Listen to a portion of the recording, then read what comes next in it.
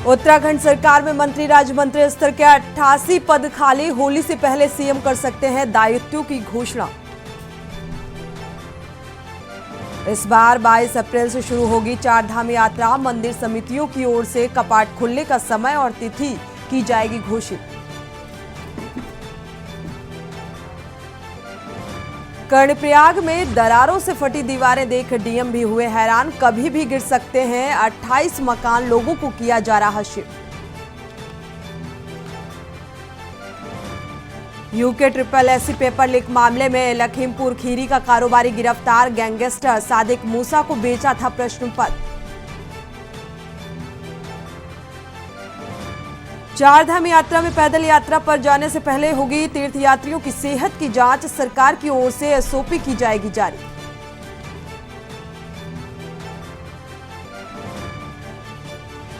बद्री केदार मंदिर समिति तैयारियों में जुटी। केदारनाथ पैदल मार्ग पर आज से हटाई जाएगी बर्फ।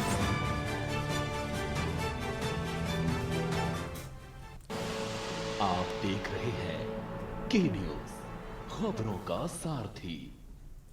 नमस्कार, आप देख रहे हैं के न्यूज। मैं हूं आपके साथ सोनी चौहान। खबरों की शुरुआत करते हैं इस वक्त की बड़ी और अहम खबर के साथ। रामनगर अग्रवाल सभा भवन में भाजपा नगर मंडल की नवनियुक्त कार्यकारिणी की प्रथम कार्य समिति संपन्न हुई है, जिसमें मुख्य वक्ता पूर्व दर्जा राज्य मंत्री एवं प्रदेश कार्यकारिणी सदस्य तरुण बंसल, स्थानीय विधायक दीवान सिंह बिष्ट और नगर अध्यक्ष मदन जोशी ने कार्यकर्ताओं को संबोधित किया। मुख्य वक्ता तरुण बंसल ने बताया कि पार्टी की राष्ट्रीय एवं प्रदेश कार्यकारिणी के साथ ही जिला कार्यकारिणी की कार्य समिति संपन्न हो चुकी है, जिसके बाद अब प्रदेश में नगर कार्य समिति का कार्य चल रहा है। उन्होंने ये भी बताया कि आगे 2024 में होने वाले लोकसभा चुनाव का लक्ष्य है।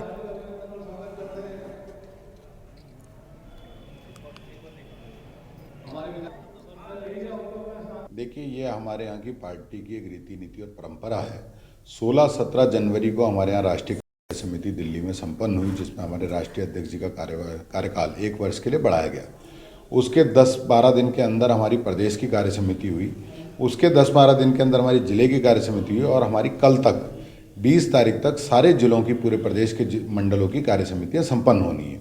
इसमें एक एजेंडा होता है जो हमारा राष्ट्रीय स्तर से आता है, उसको हम प्रदेश, जिला और मंडल तक पहुँचाते हैं और कार्यकर्ताओं को उनको रीति नीति और हमारे आने वाले जो चुनाव हैं 2024 का हमारा लोकसभा चुनाव और आने वाले निकाय चुनाव, उसके लिए हम कार्यकर्ताओं से वार्ता करते हैं, उनसे बात करते हैं। उधर कोटद्वार पुलिस ने मदद करने के नाम पर एटीएम बदलकर ठगी करने वाले 2 अभियुक्तों को गिरफ्तार कर जेल भेज दिया है। 15 फरवरी को मानकपुर में रहने वाले एक व्यक्ति ने एसबीआई में उनकी मदद करने के बहाने एटीएम बदलकर करीब 65,700 की धनराशि अपने खाते से निकालने की सूचना उन्होंने कोटद्वार थाने में दी। इसके बाद पुलिस दोनों आरोपियों की तलाश में जुट गई और कल देर शाम दोनों अभियुक्तों को बालसौर तिराहे से गिरफ्तार किया गया, जिसमें दीपक लोगों के साथ ठगी करता था और संदीप पास में रहकर रेकी करता था। एएसपी शेखर चंद्र सुवैल ने बताया कि ये लोग राज्य के अन्य शहरों में रुड़की, हरिद्वार, लक्सर, डोईवाला में भी उन्होंने इसी तरह से लोगों के साथ ठगी की और उनके पास से 45 अन्य बैंकों के एटीएम कार्ड, 26,500 रुपए और अर्टिका कार जब्त की गई है।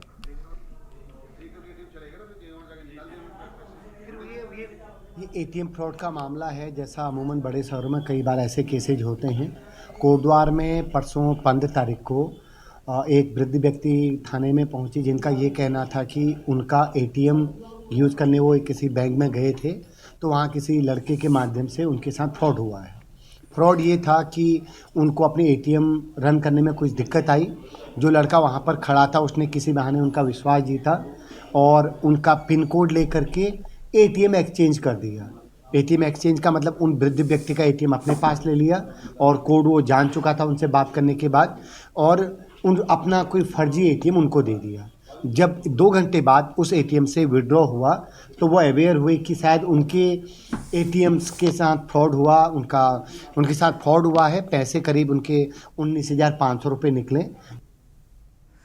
रुक करते हैं अगली खबर का। खबर तीर्थ नगरी हरिद्वार से है, जहां भारतीय सनातन धर्म संस्कृति को बढ़ाने के लिए श्री हनुमान सत्संग धाम सेवा समिति ग्वालियर मध्य प्रदेश के संस्थापक पीठाधीश्वर महामंडलेश्वर राजगुरु स्वामी संतोषानंद सरस्वती महाराज के मार्गदर्शन में वार्षिक उत्सव मनाया गया। विष्णु महायज्ञ, श्री राम कथा, आध्यात्मिक कवि सम्मेलन, संत सम्मेलन के कार्यक्रम में आयोजित किए जा रहे हैं और इसमें भारी संख्या में साधु संत भी शामिल हो रहे हैं। महामंडलेश्वर राजगुरु स्वामी संतोषानंद सरस्वती महाराज का कहना है कि इस धार्मिक कार्यक्रम में साधु संतों की जितनी भागीदारी होगी उतना ही सनातन परंपरा को आगे लेकर जाया जा सकता है। सबसे बड़ी महिमा संतों की है।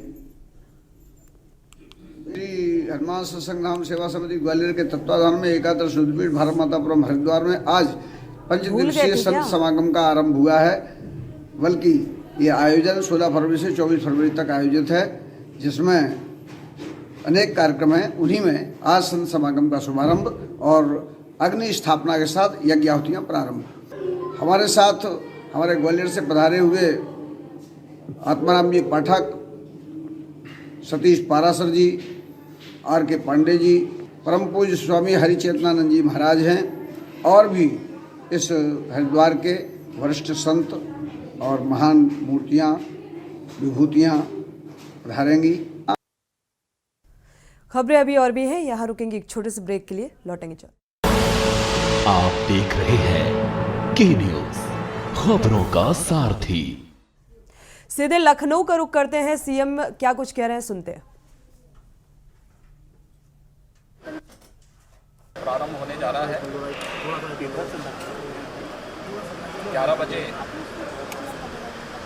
संवेद सदन को माननीय राज्यपाल महोदय का महत्वपूर्ण अभिभाषण सुनने का अवसर प्राप्त होगा और इसके साथ ही देश के सबसे बड़े विधानमंडल की यह बजट सत्र है। राज्यपाल महोदय के भाषण से प्रारंभ होकर के 22 को उत्तर प्रदेश 25 करोड़ जनता के लिए सदन में बजट प्रस्तुत होगा। नहीं मेरे सर पे हाथ रखे। इसके उपरांत सब थोड़ा सा अभिभाषण पे और बजट पे दोनों सदनों में चर्चा होने के उपरांत इन्हें पारित किया जाएगा। अन्य विधायी कार्य संपन्न होने हैं। अन्य विधायकों के द्वारा अपने क्षेत्र से संबंधित विभिन्न मुद्दों को भी सदन के अवसर, सदन के पटल पर रखने और सरकार का ध्यान आकर्षित करने का एक अवसर प्राप्त होगा।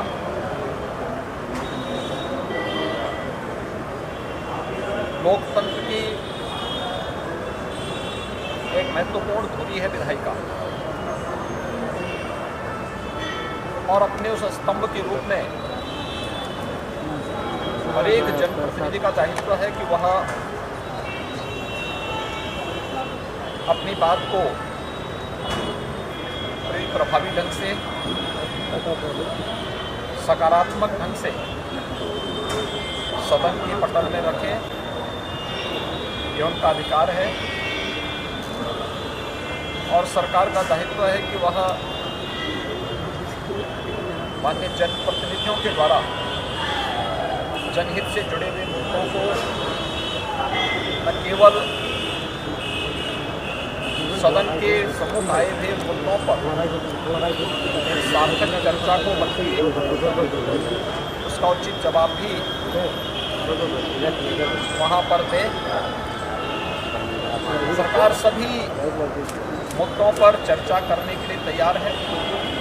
कल दलीय नेताओं की बैठक में भी हम लोगों ने बहुत स्पष्ट ढंग से सभी माननीय दलीय नेताओं को इस बारे में अवगत कराया है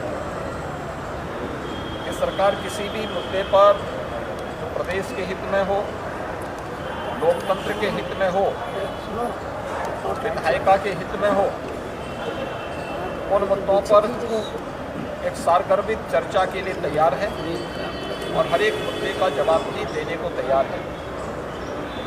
और मेरी अपील होगी कि प्रदेश की जनता जनार्दन ने जिस भाव के साथ माननीय जनप्रतिनिधियों को सदन में भेजा है, उन भावनाओं के अनुरूप आचरण करते हुए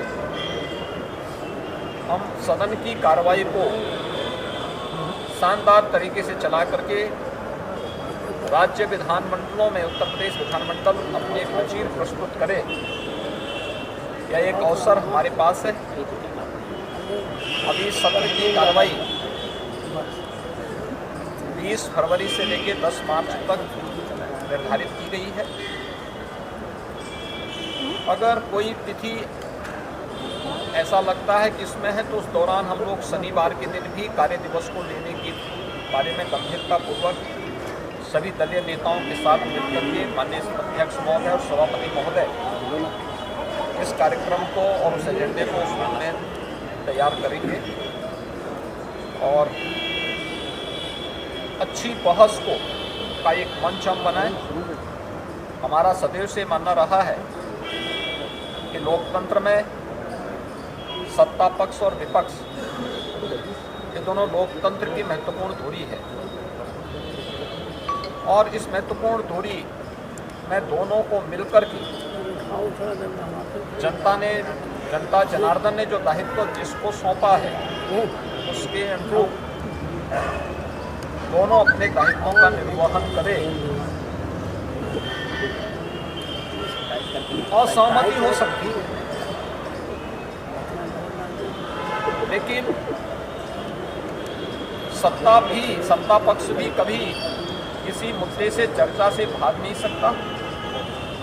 अगर वो प्रदेश के हित में है, जनहित से जुड़ा हुआ मुद्दा है, लेकिन असहमति के कारण हम कार्य को बाधित करें, यह न लोकतंत्र के हित में है और न ही यह प्रदेश के हित में है।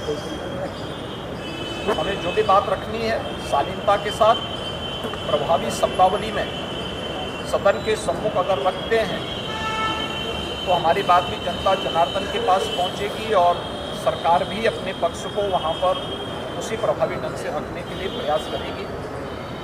मैं सभी माननीय सदस्यों का आज बजट सत्र प्रारंभ होने पर हृदय से अभिनंदन करता हूं, उनका स्वागत करता हूं और विश्वास करता हूं कि राज्यपाल महोदय के अभिभाषण के साथ ही प्रारंभ हो रहे बजट सत्र में हर एक माननीय जनप्रतिनिधि जनता जनार्दन और लोकतंत्र की भावनाओं को सम्मान करते हुए सदन की कार्रवाई को आगे चलाने के लिए आगे बढ़ाने के लिए अपना सार्थक और सकारात्मक योगदान देगा।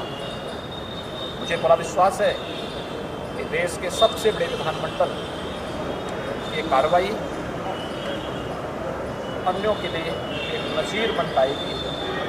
धन्यवाद। आराम से भैया आइए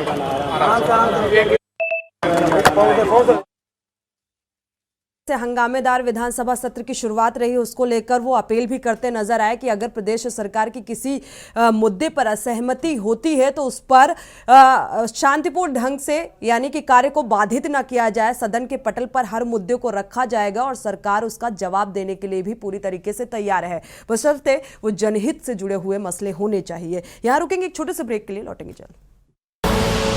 आप देख रहे हैं के न्यूज़ खबरों का सार। ब्रेक से वापस आ रहे हैं, रुक करते हैं खबरों का। हिलोरी गार्डन से राष्ट्रीय सैनिक संस्थान का 16वां अधिवेशन आयोजित किया गया, जिसमें मुख्य अतिथि के तौर पर राज्यपाल lieutenant general retire Gurmeet Singh और विश्व शांति सेवा केंद्र के संस्थापक डॉक्टर लोकेश मुनि ने शिरकत की। इस दौरान सैनिक संस्थान के राष्ट्रीय अध्यक्ष वीर चक्र प्राप्त कर्नल तेजेंद्र पाल त्यागी ने कहा है कि देश में फैला भ्रष्टाचार एक आपदा बन चुका है, जिसे रोकने के लिए प्रत्येक विभाग में एक गौरव सेनानी को नियुक्त करना चाहिए। ऐसा संगठन है जिसके अंदर नेवी, आर्मी, एयरफोर्स, पुलिस, हर वो व्यक्ति जिसने यूनिफॉर्म पहनी है इसका मेंबर बन सकता है। मज़े की बात यह है कि इसमें सिविलियन पैट्रियट्स भी शामिल हो सकते हैं। और मज़े की बात यह है कि ये पूर्व सैनिक के नाम से संगठन नहीं है, ये राष्ट्रीय सैनिक संस्था है। इस किस्म का नाम आने वाले फ्यूचर में, भविष्य में कभी किसी दूसरे को मिल ही नहीं सकता।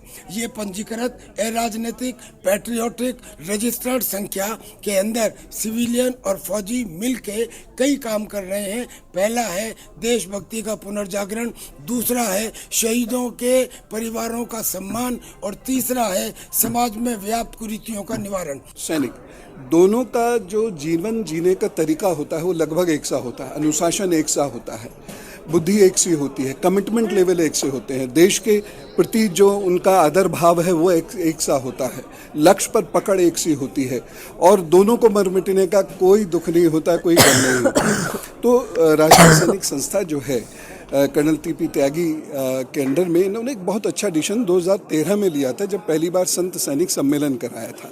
बिल्कुल अलग है। आज देहरादून के अंदर में राष्ट्रीय सैनिक संस्था का 16वां कन्वेंशन हुआ, नेशनल लेवल कन्वेंशन। मेंबर्स हैं और 23 स्टेट से आए हैं और आज पूरे राष्ट्र को यहाँ पर देखा है और जो उन्होंने राष्ट्र निर्माण, राष्ट्र सेवा, राष्ट्र त्याग के लिए संकल्प लिए हैं वो अपने आप में अलग हैं। हर एक सैनिक में मैं तो कहूँगा कि हर एक सैनिक, संत, स्कॉलर, सेवक सब इस संस्था से जुड़ा हुआ है और इस संस्था की सबसे बड़ी बात है कि ये राष्ट्र को सर्वप्रिय, नेशन फर्स्ट, इंडिया फर्स्ट, उस मुद्दे के ऊपर में चलता है। खबरें अभी और भी हैं, यहाँ रुकेंगे एक छोटे से ब्रेक के लिए, लौटेंगे। के न्यूज़ खबरों का ब्रेक से वापस आ रहे हैं। खबरों का रुख करें उससे पहले विधानसभा सत्र की शुरुआत बेहद ही हंगामेदार और ये सीधी तस्वीरें आप देख पा रहे हैं। राज्यपाल इस वक्त पहुंची हुई हैं, आनंदीबेन पटेल पहुंची हुई हैं क्योंकि जो विधानसभा सत्र की शुरुआत है वो राज्यपाल आनंदीबेन पटेल के अभिभाषण से ही सत्र की शुरुआत होगी। और इस वक्त ये सीधी तस्वीरें आप देख पा रहे हैं क्योंकि विधानसभा सत्र की शुरुआत जो है वो बेहद ही हंगामेदार रहने के आसार भी नजर आ रहे हैं। और इस वक्त राज्यपाल आनंदीबेन पटेल, क्योंकि राज्यपाल के भाषण के बाद ही सत्र की शुरुआत होगी। तो आपको बता दें, उत्तर प्रदेश विधानमंडल का बजट सत्र आज से शुरू हो चुका है। वर्ष 2022 के साथ ही ये 18वें विधानसभा का पहला सत्र होगा और इस सत्र में राज्य सरकार वित्तीय वर्ष 2022 और 23 का बजट पारित कराएगी। सत्र की शुरुआत राज्यपाल आनंदीबेन पटेल के अभिभाषण से होगी। बजट सत्र इस मायने में बेहद ही खास होगा क्योंकि इसमें पहली बार विधानसभा की कार्यवाही जो है वो नेशनल ई विधान एप्लीकेशन के तहत संचालित होगी, इसलिए बेहद खास इसे माना जा रहा है। और साथ ही विपक्ष भी सदन में सरकार को घेरने की तैयारी कर रहा है और इसकी कुछ तस्वीरें भी के न्यूज़ ने पहले आपके सामने रखी थी कि किस तरीके से एक हंगामे भरी तस्वीरें निकलकर सामने आई थी। विपक्ष भी सदन में सरकार को घेरने की तैयारी कर रहा है और इस लिहाज से ये सत्र के दौरान हंगामा होने के भी आसार नजर आ रहे हैं। हालांकि थोड़ी देर पहले आपने सीएम योगी आदित्यनाथ को सुना जिन्होंने साफ तौर पर यह कहा कि जो विधानसभा सत्र है वो जो माननीय विधायक होंगे उनके द्वारा कई मुद्दों को सदन के पटल पर रखा जाएगा। सरकार किसी भी मुद्दों और चर्चा के लिए पूरी तरीके से तैयार है, जवाब देने के लिए पूरी तरीके से तैयार है। पक्ष और विपक्ष लोकतंत्र की धुरी है, ये सीएम योगी आदित्यनाथ ने कहा सदन की शुरुआत से पहले प्रेस कॉन्फ्रेंस के दौरान। अभी कुछ देर पहले के न्यूज़ ने वो तस्वीरें रखी थी। असहमति के कारण यदि प्रदेश सरकार किसी मुद्दे को लेकर विपक्ष की असहमति निकलकर अगर सामने आती है तो उसके कारण जो सदन की कार्यवाही है उसे बाधित ना किया जाए, इस बात का भी जिक्र, क्योंकि उनको भी इस बात का अंदेशा है कि विपक्ष घेर सकता है कई अहम मुद्दों को लेकर और हंगामे की स्थिति भी बनती नजर आ रही है।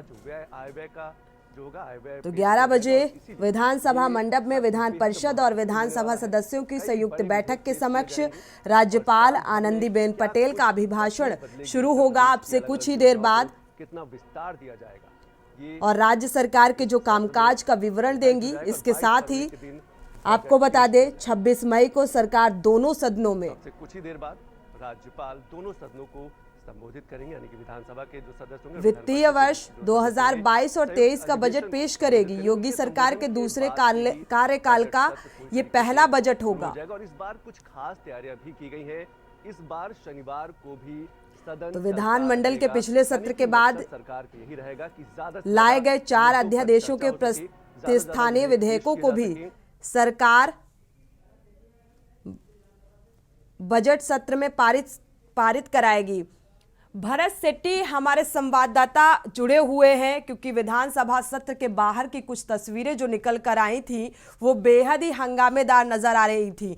भरत, आपके पास आएंगे, क्या कुछ स्थिति नजर आ रही है? क्योंकि विधानसभा सत्र की जो शुरुआत है वो बेहद ही हंगामेदार होने के आसार नजर आ रहे हैं, क्या अपडेट है?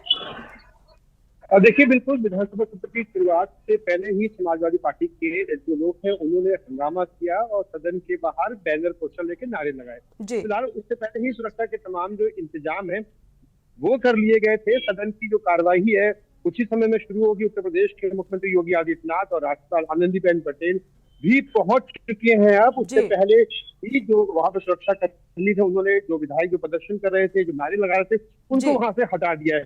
फिलहाल कुछ ही देर में अब कार्रवाई शुरू होगी। अब देखना ये होगा कि कार्रवाई के दौरान समाजवादी पार्टी या विपक्ष सरकार को किस तरह घेरता है और सरकार ने किस तरीके से तैयारी कर रखी, क्योंकि मुद्दे तमाम है। सुरक्षा की बात करें, चाहे बात करें कानपुर वाला जो कांड हुआ है उसकी घटना की बात कर ले, चाहे बात कर ले अडानी से रिलेटेड, अब देखना है कि सरकार किस तरीके से विपक्ष का जवाब देती है। जी शुक्रिया इस तमाम जानकारी को साझा करने के लिए। साथ ही हंगामे की जो तस्वीर हो उस पर नजर बनाए रखिएगा, आपसे अपडेट लेते रहेंगे। तो विधानसभा सत्र की शुरुआत बेहद ही हंगामेदार और अब से कुछ देर बाद ही राज्यपाल आनंदीबेन के अभिभाषण के बाद विधानसभा सत्र की शुरुआत होगी। तो वो तस्वीरें देखना भी बेहद दिलचस्प होगा।